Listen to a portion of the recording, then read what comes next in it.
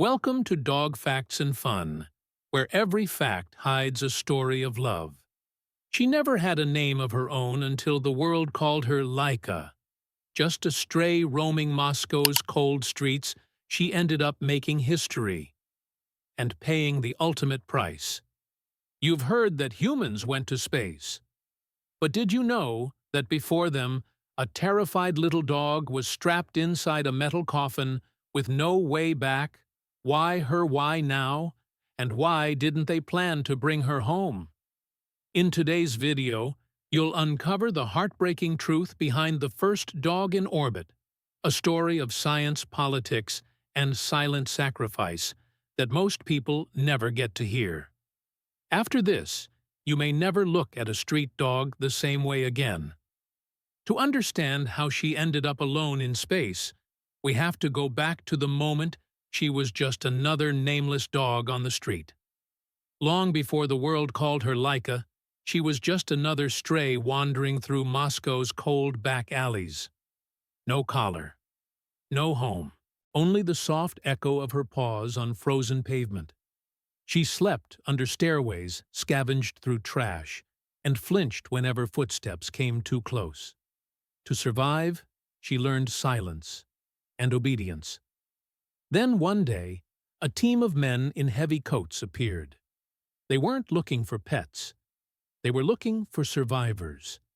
In a city filled with abandoned dogs, they wanted the ones who had endured hunger, cold, and fear, because those dogs, they believed, could endure space. That's how they found her, a small mixed breed with calm eyes and a steady heart. The scientists called her Kudryavka Little Curly. But the press preferred something easier, Laika the Barker. She didn't know that this new name was a sentence. From that moment, her quiet struggle on Earth turned into a silent mission for mankind. To the Soviets, she wasn't just a dog. She was a symbol proof that their technology and their will could conquer the unknown. To them, her life was expendable. But to her, it was the only one she had. And here's the part no one told the world at the time: another dog, Albina, had already flown to the edge of space and come back alive. Yet they didn't choose her again. They chose Laika, the one they could afford to lose. But why send a living creature on a mission designed to end in death? The answer wasn't science, it was politics. And that decision would seal Laika's fate. They never planned to bring her home. And they never told the truth. From the very beginning, Laika's mission was a one-way trip. The spacecraft they built for her Sputnik 2 had no heat shield, no parachute, no recovery plan. It was in every sense a flying coffin. Behind closed doors, Soviet scientists knew what that meant. Laika would orbit the Earth. She would die alone. And no one could stop it. But in front of the cameras, they painted a softer picture. They told the world she would be treated kindly, that she'd have food, water, even comfort. They promised she'd survive in space for at least a few days, that she'd drift peacefully, then pass away with no pain. It was a lie, a political performance. Because Sputnik 2 wasn't just about science, it was about timing. Nikita Khrushchev, the Soviet leader, wanted a show of power. He wanted the rocket launched on November 7th to celebrate the 40th anniversary of the Bolshevik Revolution. Scientists begged for more time. They needed months. Khrushchev gave them 4 weeks. So they rushed. They cut corners. They scrapped return systems. And they sealed Laika's fate, not because they had to, but because they wanted headlines. Did any of them protest? Quietly, yes. Loudly, no. Because in 1957, to question the mission was to question the state. And so, Laika was chosen not for what she could teach, but for what she could represent. A tiny heartbeat sent into the stars to prove that the Soviet Union could reach higher, faster, no matter the cost. The world didn't know the truth, not yet. But soon the cracks in the story would begin to show. Because even before the launch, Laika was suffering. Sputnik 2 wasn't ready, but they launched it anyway. The original design had included a return capsule, a way for Laika to come home. It wasn't perfect, but it was possible. Soviet engineers had drafted concepts. Some even hoped she might be recovered, but all of that changed when politics took the driver's seat. Khrushchev wanted a spectacular launch to honor the Bolshevik Revolution. Not in a few months, not in a year. He wanted it ready in less than 30 days. So scientists had to choose delay the launch or abandon the return plan. They abandoned it. Instead of refining the technology, they focused on optics. The rocket had to look good. The data secondary. The dog replaceable. With time running out, they built Sputnik 2 in a rush. The life support systems were crude. The temperature control was faulty. And the capsule itself no bigger than a washing machine. There was no room for Laika to move, to turn, to stretch. She would lie in one position, strapped down, silent. The mission became a race against the clock. Not for knowledge, but for headlines. Outside the Soviet Union, newspapers printed hopeful stories. That she was safe. That she would be brought back. That maybe, just maybe, this little dog would come home a hero. But behind the curtain, her fate was sealed before the countdown even began. Still, she waited. Strapped into the rocket heartbeat echoing through cold metal, Laika spent her final days on Earth, in complete isolation, not knowing what was coming, only that no one was coming for her. And when launch day arrived, even that didn't go as planned. Because before she could leave Earth, Laika was left waiting in the dark. She didn't cry. She couldn't. Long before Laika was placed inside Sputnik 2, she was trained to endure silence, darkness, and stillness. Not out of cruelty, not intentionally, but because the capsule that would carry her into orbit had no space for movement, no room for relief. So the scientists built cages, and then smaller cages, and smaller still. Laika was placed in one box for several days, then removed and placed into a tighter one, over and over again. The goal was simple: teach her to stop resisting, train her to lie still for hours, days, until the fight inside her disappeared. The effect was devastating. Her muscles weakened, her digestion slowed. She stopped eating without coaxing.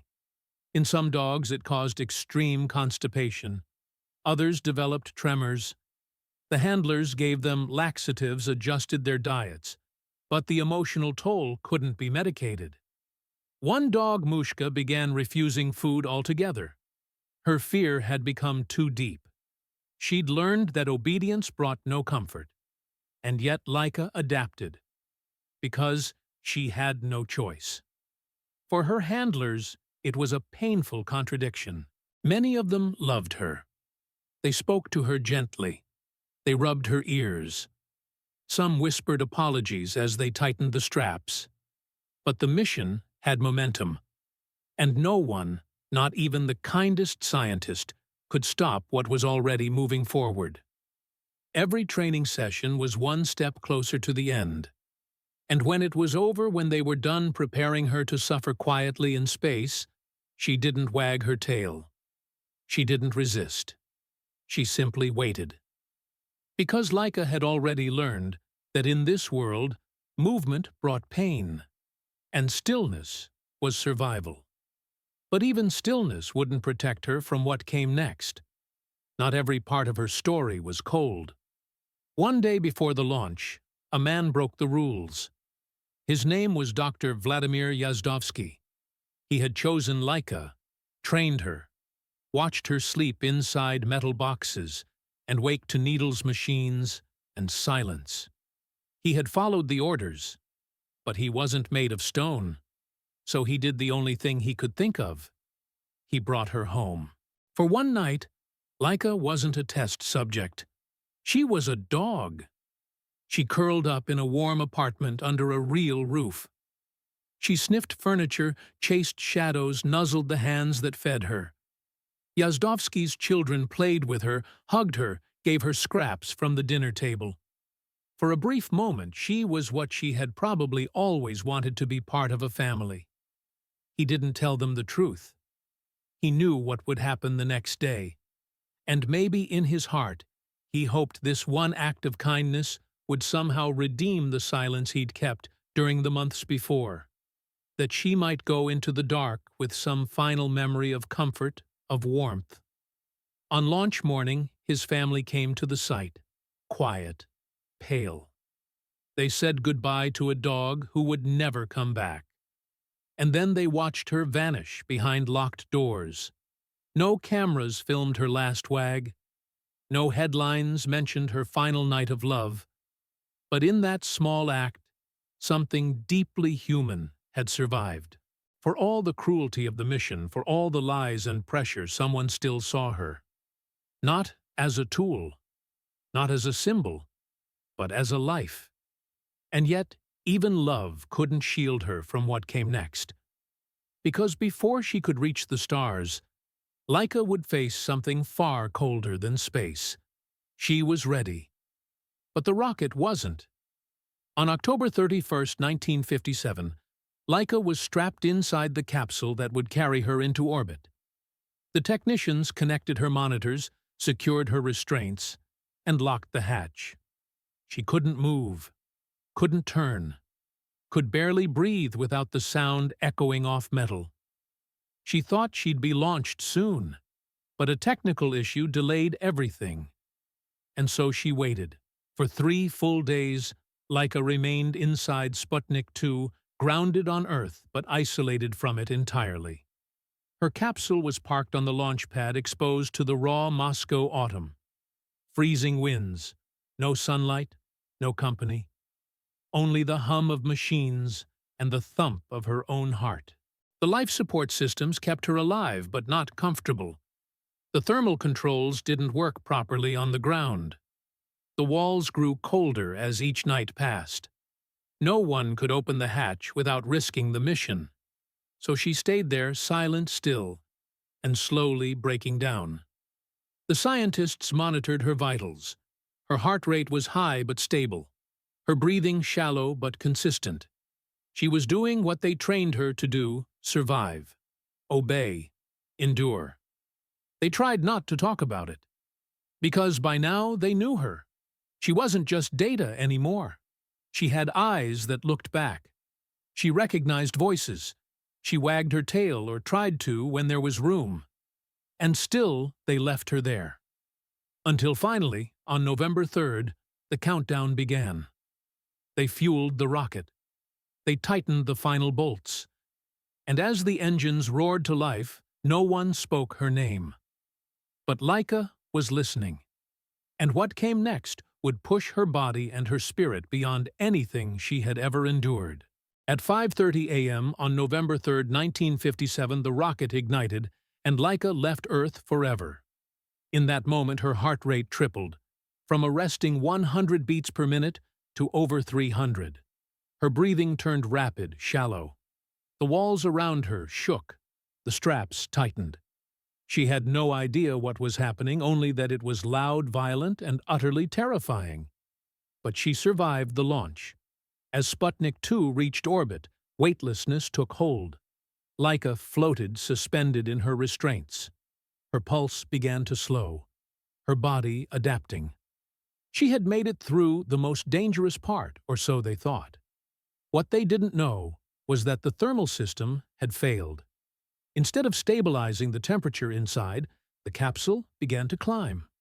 First to 30 degrees C, then 35, then over 40. That's more than 100 degrees Fahrenheit, in a sealed box of metal and wires with no airflow, no escape. Laika was trapped in a slow, silent oven. For decades, the official story claimed she lived for several days. That she died peacefully after eating a poisoned final meal designed to spare her suffering. But in 2002, the truth emerged.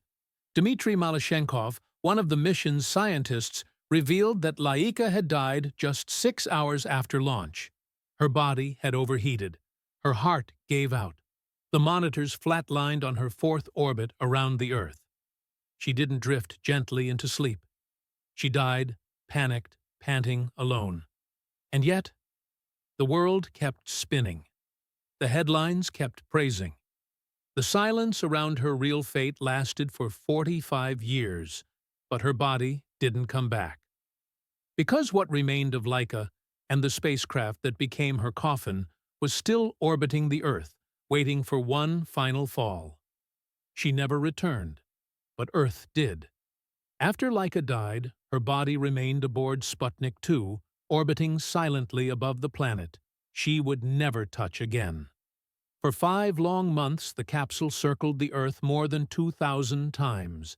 Inside her remains drifted weightless, sealed in a metal shell built not to protect, but to perform. The world didn't know. Not really. They imagined a peaceful voyage, a hero's passing, perhaps even a recovery. But no rescue was ever planned. No re-entry system was built. Sputnik 2 was never coming back, and neither was she. Then, on April 14, 1958, gravity took over. After 162 days in space, the orbit decayed. The spacecraft re-entered Earth's atmosphere, racing downward at more than 15,000 miles per hour. There was no ceremony, no crowd, no voice to say goodbye. It burned on contact. The heat tore the capsule apart. Metal ruptured, panels shattered. The force of re-entry turned the tiny spacecraft and what remained of Laika into streaks of light across the morning sky. No remains were recovered. No ashes to bury. No grave to visit. Her body became vapor. Her name became legend. And that's how she left, not with applause, but in silence. Not with dignity, but as debris. Yet, even in death, the mission wasn't over. The Soviets had proven they could send life into space. And now they wanted more. More launches, more animals, more victories. But behind every success, there was still the echo of that first sacrifice, the dog who never barked again. And while Laika's ashes scattered above the clouds, others were being prepared to follow her. One of them was Mushka. And her end would be even more violent. Laika wasn't the only one. After her death, the Soviet space program pressed forward. More dogs, more launches, more silence. One of those dogs was Mushka, a gentle, dark-furred female who had helped test Laika's life support system. She had been through the same cramped cages, the same isolation, the same fear. She had survived training. But survival didn't mean safety. In 1960, Mushka was loaded onto another mission, this time not alone. Alongside her were guinea pigs, mice plants, and other dogs. The purpose to study the effects of cosmic radiation on living tissue. The rocket launched. It climbed arced, traveled further than Laika ever had. The data poured in. But then something went wrong. On re-entry, the braking system failed. The spacecraft veered off course. The Soviets feared it would land outside their borders in American hands, and that's when they made the call. The capsule had been fitted with a self-destruct system just in case. With no way to control the landing, no way to secure the mission. They triggered it. The entire craft exploded mid-air. Mushka, the control animals, and all the scientific specimens were instantly incinerated. No remains, no report, just a puff of smoke over an unknown field. There was no mourning, no apology.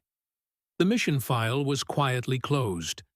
And so another dog died, not in service of knowledge, but in fear of losing a political game. They said it was necessary. They said it was protocol. But for the animals who never had a choice, it was just another betrayal. And while the world moved on, some of the scientists didn't. Because behind closed doors, guilt was growing. and in time one of them would finally speak up. When the dust settled, the data didn't change the world. Yes, Laika proved that a living creature could survive the initial trauma of launch and enter orbit. But she didn't prove how long one could endure in space. The systems failed. The temperature rose. The death came early. And the lesson, it wasn't scientific. It was symbolic. One of the Soviet scientists later admitted quietly, privately, "We learned too little from the mission to justify her death." But they couldn't say that then. Not when newspapers hailed it as a triumph. Not when leaders used her name in speeches. Not when the world was watching and the Cold War demanded winners. So, they praised the mission. They called her brave. They printed photos of her face beside rockets and flags. But no one showed her cage. No one showed her eyes in those final hours. Because deep down, everyone knew what the mission had really cost. Not just Laika's life, but trust, humanity. The belief that science could move forward without stepping on the voiceless. Her death sparked protests across the globe. Animal welfare groups wrote open letters. Children sent drawings asking if she was okay. Some even prayed for her, not knowing she was already gone. But the Soviet Union didn't apologize.